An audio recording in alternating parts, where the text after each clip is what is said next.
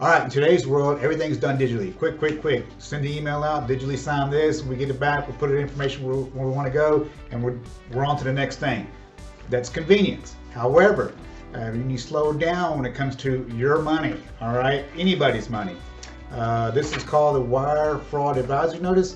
And the one thing you don't want to do is you don't want to lose money. You don't want to wire to the wrong place. And we're going to cover this and to tell you exactly why it's important.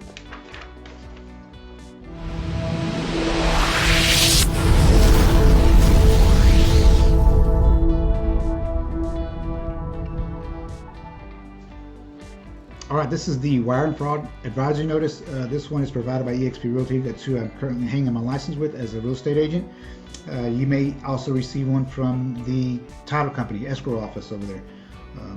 This is going to inform you and warn you about the potential threat of cybercrime. Cybercrime is a big deal out there. Hackers are a big deal. They're going to try to get in there, and they have gotten into some people's accounts or some people's transactions, and there has been times where people wired money to some offshore account and they've been able to get it back. This is why this is important. You need to make sure that the wire instructions that you're wiring to and from are indeed where they need to go. And the best way to do that is to verify directly with the bank and verify directly with the escrow officer at the title company.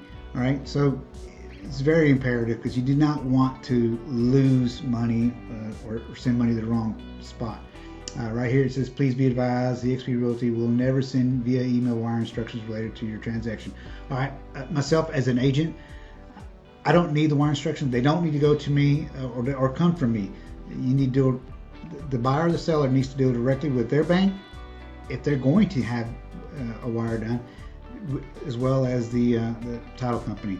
Right? Sometimes some people still use old-fashioned cashier's check or money order, whatever the title company takes. But what happens is if you send one of those to your bank, the bank will sometimes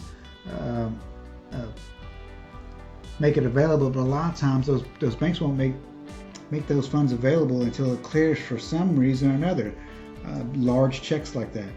They'll let you have access to some of it, but not all of it. You have to get with your bank to iron all that out. But bottom line is, you need to exchange these funds the best way you feel comfortable and the safest way you feel comfortable. The wiring, if they wire the money into your account, if you're selling, you're receiving funds and you get money into your account, they're available right away. Just need to make sure that information is correct. I can't say that enough, obviously. All right, and it gives you some more information about checking your email, and it gives some websites here to go to if you need to get more information on that. If I'm representing you as a seller, then you and your spouse, if you're married, will sign and date. If I'm representing you as a buyer, then you and your spouse, if you have one, will sign and date this form as well. All right, I hope I didn't go over this too quick, because more importantly, it's really imperative that you understand that information here. All right, hope that helps on this one.